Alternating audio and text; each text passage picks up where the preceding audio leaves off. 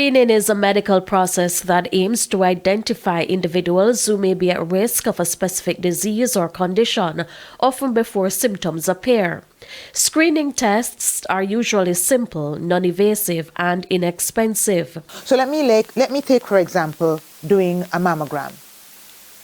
We say to women in Jamaica that all women who are 40 years and over, if you don't have any cancer in your family, whether you have cancer in your family or not, by the time you've reached the age of 40, all women should start going to get a mammogram done and do that every year, even if the breasts feel normal. That is screening. Your breasts feel normal, you're going to get checked. According to consultant radiologist Dr. Daria Cornwall, many people confuse screening tests with diagnostic tests. While they may seem similar, Dr. Cornwall emphasizes that they serve distinct purposes.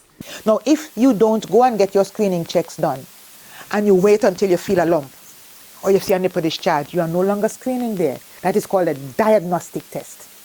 So there are two categories of testing for people for cancer. The screening category is where the people go before they have any signs or symptoms so we can catch it early. And the diagnostic category where you have a lump now, you have blood in your stool, you're having blood in your urine. So from you start having symptoms of a disease, you are no longer in the screening category, you are in the diagnostic category. But early screening is crucial as it can save lives, prevent conditions from worsening, and improve treatment outcomes.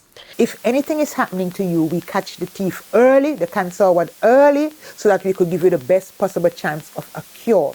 So screening for a disease does not mean that you're going to pick up something. Because if nothing is there, we won't find anything. But the fact is that when you screen, you help to catch the thing before it tells you good morning. Screening can provide reassurance and peace of mind for individuals who are concerned about their health. With your health report, I'm Shamela Pullen wishing you good health. The Health Report is brought to you by